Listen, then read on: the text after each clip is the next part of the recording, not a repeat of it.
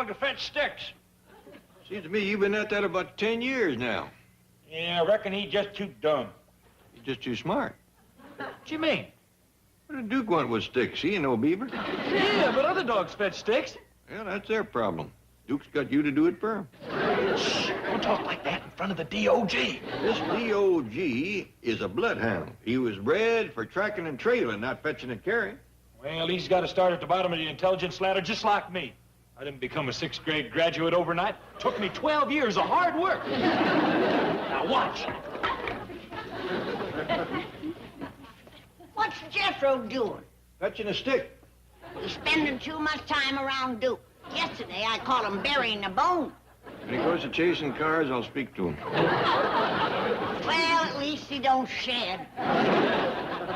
Best come in the house now, boy, and get cleaned up. Huh? We're having company victuals, Splinter Lips. Fixing something special for Lester and Earl, are you? I'm starting out with cow cud casserole. Starting out with? Granny, you're going to have a hard time topping that. You ain't heard nothing. After the casserole, I'm bringing on a steaming platter of tadpole turnovers. Then comes crackling bread, poke greens, minced maypops, goat tripe, chitlins, and baked possum stuffed with chinkapin dressing. Granny, that is what you call real soul food. Well, I'm doing it for the sake of Lester, so that pretty wife of his can learn country cooking. Granny, you know, I always said there is no beating a beautiful woman that can cook. Thank you, Jed. Hey, Duke, look. Coming up the driveway. It's them bank robbers, Bonnie and Clyde. Hi, Duke. These bloodthirsty killers.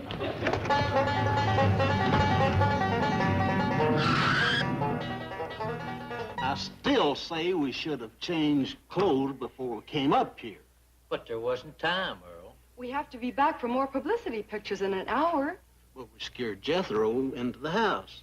Ah, he recognized us. Sure, even Duke knows us.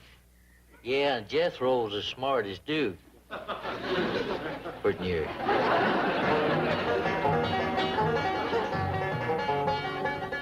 That's Lester Flatt and Earl Scruggs. And Gladys, Lester's wife. Now, how come they's dressed like that? I probably stopped in Hollywood and bought themselves some new style clothes. That dress that Gladys is wearing is probably the latest thing from Paris.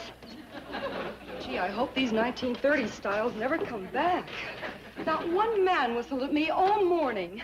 Who's gonna whistle at a woman with a sawed-off shotgun? Especially when her husband has a machine gun.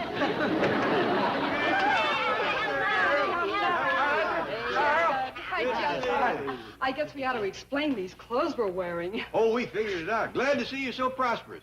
I'll bet that dress you're wearing must have cost Lester a fortune. Oh, I didn't buy it, Granny. It's a borrowed dress. And it's almost 40 years old.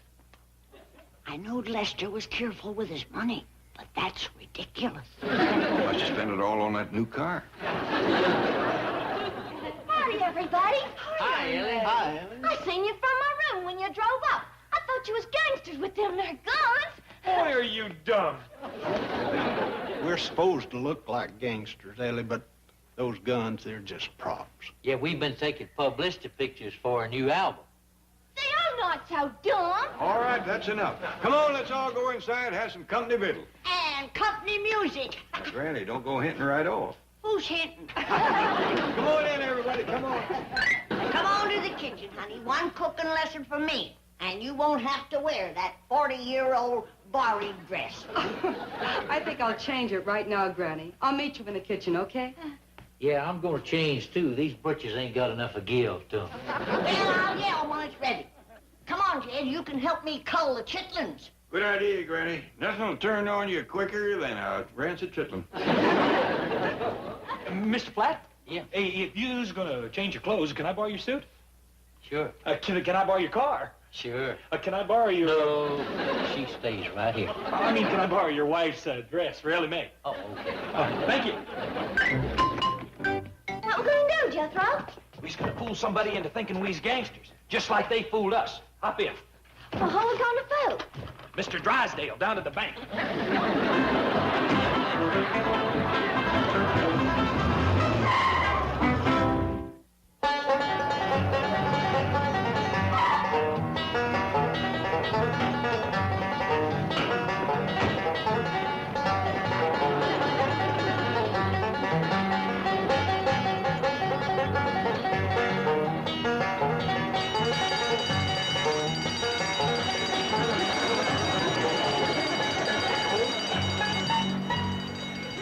burglar alarm? Yes, somebody must be attempting a robbery. Well, they'll never get a penny from this bank. We'll fight them at the teller's windows. We'll fight them at the cashier's cage. We'll fight them in the escrow department, in the loan office, in the vault. We shall so bear ourselves that if the Commerce Bank lasts for 1,000 years... Drysdale, they're too bad. Get back to your post, you craven coward. Stand shoulder to shoulder with your brave comrades. But Mr. Drysdale, they were lying on the floor. What's the guard doing? He was doing about 30 when he left. Then fight alone. You capture those bandits, and the entire reward is yours, $5 in cash. Mr. Drysdale, they've got guns. All right, I'll make it $7.50. Mr. Drysdale, they're coming up the hall. They're headed right for this office. They shall not pass. Stop them, Miss Hathaway. Chief, what if they demand the combination of the vault? Swallow your cyanide pellet. Hi, Miss Jane. Where's Mr. Drysdale? Jethro, Ellie Mae. We's Bonnie and Clyde. Bonnie and Clyde. Jethro, this is a dangerous prank. You could get shot. Oh, no. These guns ain't real. Come on. I'm coming, Bonnie. You're Bonnie. I'm Claude. I'm Clyde. Oh, just stay here. You're going to mess up everything. Well, wait, Jethro. The chief could be armed. When cornered, even he might put up a fight. Chief? Oh, excuse me. Is Mr. Drysdale here? Nobody but us cleaning women. Turn your shoes, mister. Where's Drysdale? I don't know. I'm just an old scrub woman.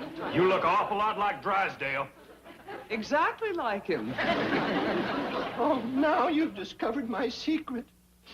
I'm his mother. Oh, his mother, and he lets you scrub floors.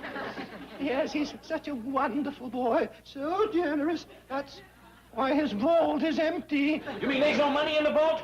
None. He just uses it to grow mushrooms. Poison mushrooms. Don't go in there. Hey, what's going on here? What you doing messing around with that old woman? We're supposed to be here scaring Mr. Drysdale. You dumb bunny. I thought you said I was Bonnie. I knew it was you all the time, Jethro. That's why I went along with the gag. I wasn't scared at all.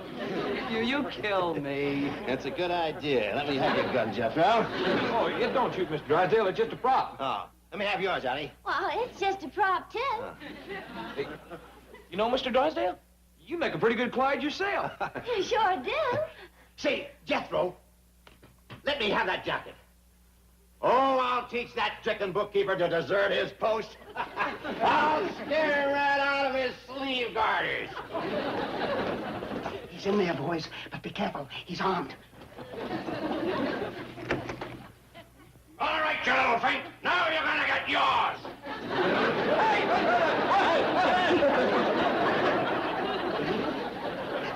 $7.50, and it's all mine.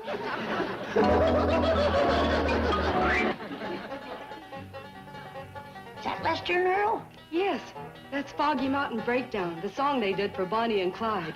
Well, this time they're gonna do it for Granny and Jen. You come in slumping the leftovers.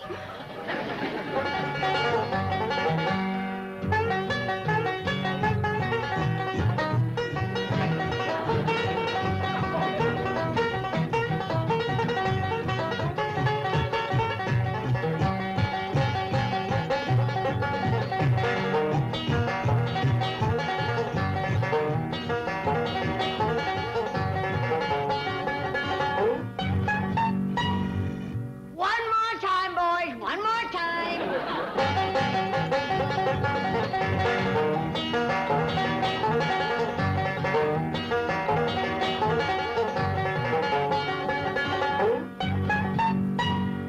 That was wonderful. Our pleasure, Granny. Say, Jed, you done a good job blowing Granny's jug. Well, the blowing ain't hard. What gets you is fighting the feedback from the fumes. Where's Gladys? She's out in the kitchen. I'm learning her to make leftover loaf. Well, doggy, you ain't made none of that since Jethro come. Yeah, I finally caught him away from the trough. Howdy, everybody. Hi, Ellie. Sure to thank y'all for the clothes in the car. Jethro and me had a dandy time. Where is Jethro?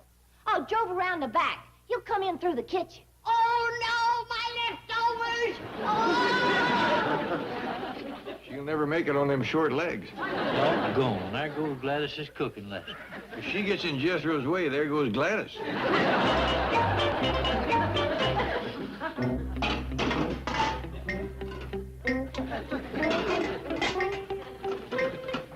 Gone.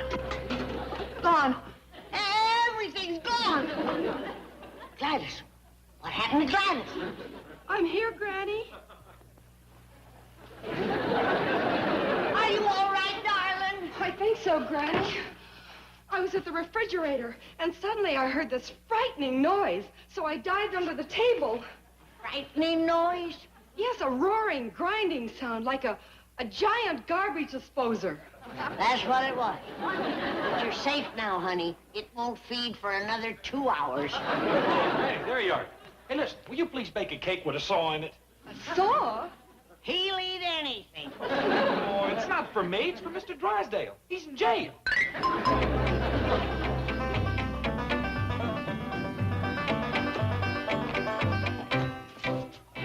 Well, aren't you going to come in and say hello to Mr. Flatt and Mr. Scruggs? No, I am not. So just give them back their stupid wardrobe and props. Well, instead of pouting, you should be grateful. I got you out of jail and it didn't cost you a single cent. It didn't? How'd you manage that? I told the police we were filming a commercial for the bank. And they believed you? Yes, Bonnie and Clyde commercials are all the rage now. I ad-libbed a complete scenario for them. Yeah? Yes. I had all the great bandits of the 30s converge on Los Angeles and clean out every bank. But when they came to yours, they were foiled by Super Banker. Say, I have a fabulous idea. What is it? We'll make a commercial where all the great bandits of the 30s converge on Los Angeles and clean out every bank. But when they get to mine, they are foiled by Super Banker. Has a familiar ring to it. And I will play Super Banker. Oh, Chief, not those green tights again. You're just jealous of my legs. Now, you get over to the studio and borrow wardrobe and props. I was going to make a deal with the actors. I'll get them for free. What actors? Well, Granny can play Ma Barker, Jed can play Dillinger, Ellie and Jethro, Bonnie and Clyde, Flatt and Scruggs will do the music, and Mrs. Flatt will play Pretty Girl Floyd. That's Pretty Boy Floyd. Who's going to believe she's a boy?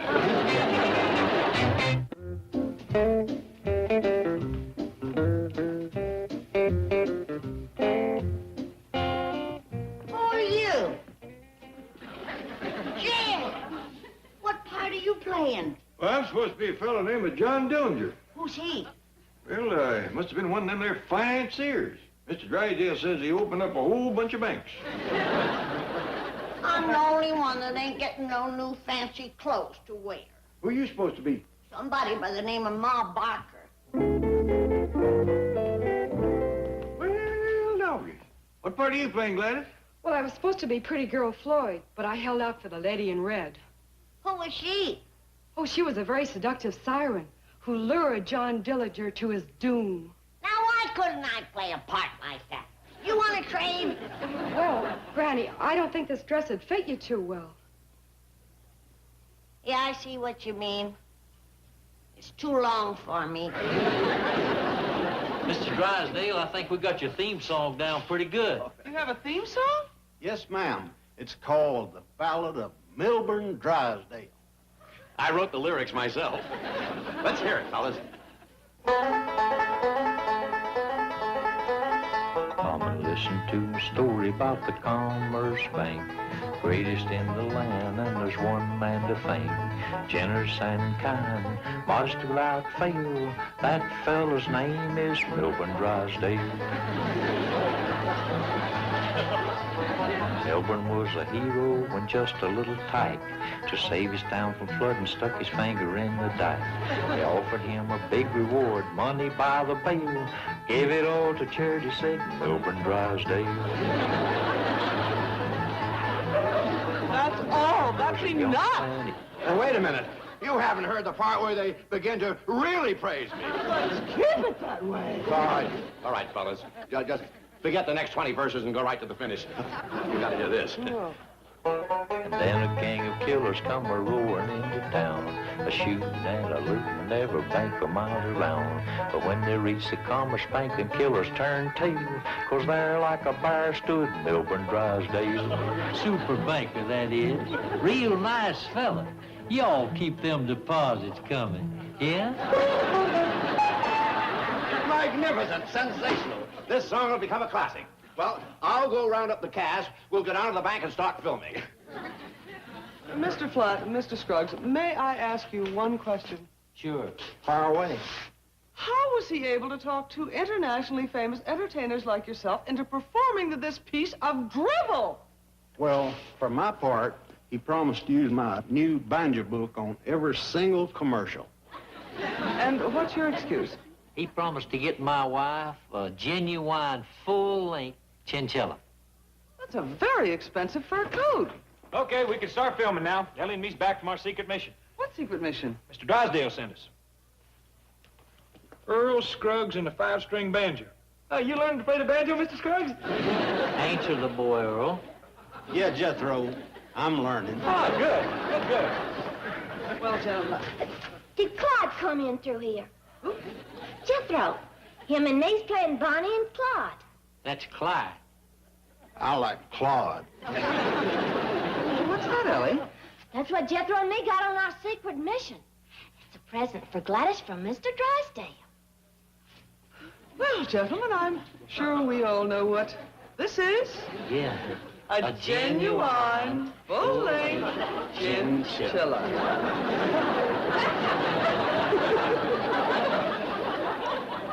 Lester, how are you at skinning chinchillas? Not as good as that banker is at skinning guitar pickers. Come on, Ma Barker. Just call me Pretty Girl Floyd. You're pretty girl, Floyd. Well, Gladys ain't playing it, and I want to wear the latest style clothes, too. With that outfit, you're back in the 20s. It does make me look young, don't it? All right, Lester, you get in the car with the rest of the outlaws. We as outlaws? Well, yes, you see, the whole idea of this film is to show that crime does not pay. It would be one big commercial for virtue and clean living. And the Commerce Bank. They're one and the same thing. Driver and Clyde, when next you see me, I'll be super banker.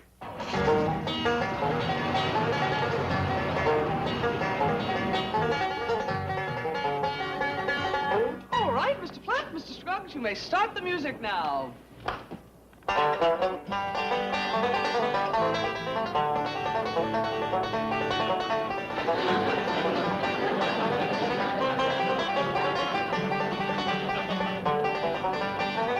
All right, action!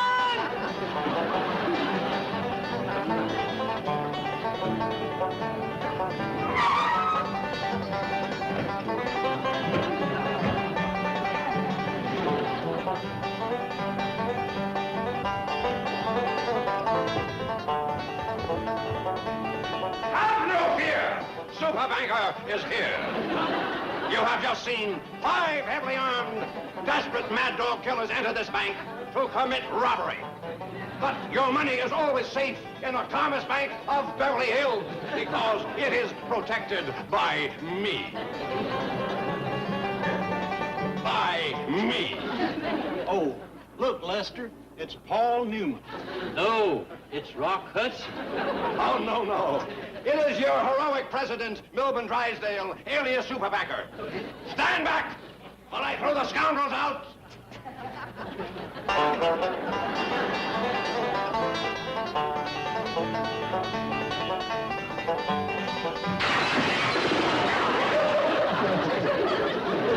I'll teach you to keep me